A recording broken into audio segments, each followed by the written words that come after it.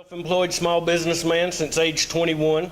I owned a car and truck accessory business in Iredell County from '88 to 2010, and since 2011 I've owned my hometown radio station, WDSL, a Christian radio station in Moxville, and I'm running for office because I am one of those people Dan Barrett spoke of that's really ticked off at seeing what's going on in Washington, D.C. Our country is on its knees. We are in a fight for the heart and the soul of America. We are in a fight for our Christian values, our conservative principles, and our European heritage. Our country is $19 trillion past bankrupt. We go $3 billion a day in the hole. That's $100 million an hour.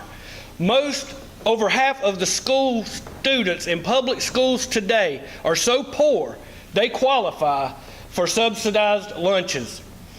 I have Obamacare. I'm maybe one of the only candidates poor enough to have Obamacare. It is an absurdity. It is the epitome of absurdity. You can be on the phone for 2 hours and can't even get the password to log in. It has to be repealed, and it's not being repealed because the Republicans are too weak and lily-livered to do their job in Washington, D.C. They're cowards.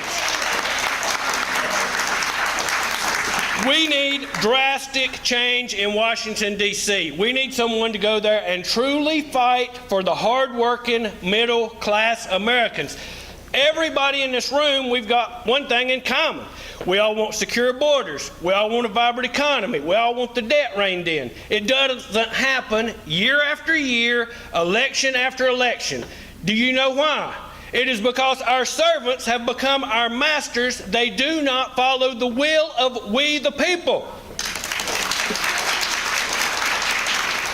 I want to read to you from the Declaration of Independence, July 4th, 1776. But when a long train of abuses and usurpations pursuing invariably the same object evidences a design to reduce them under absolute despotism, it is their right, it is their duty to throw off such government and provide new guards for their future leadership. I say it's high time that we send some new guards to Washington, D.C. for our future leadership.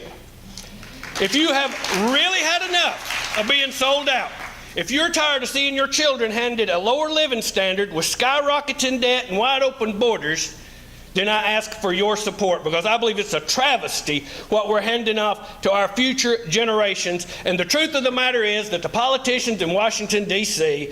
are paying nothing but useless lip service to we the people, and they're in the back pocket of the banks and the corporations. I would love your support on June 7th, Fair and Shoaf for Congress. Thank you, Fair and Shoaf. You are also running as an outsider, but we're sure you've done a lot of studying on the issues facing our nation.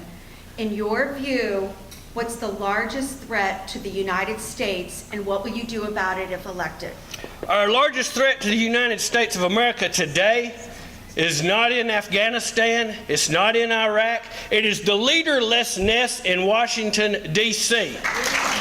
And if we want to do something about it, let's send some real leaders to Washington, D.C.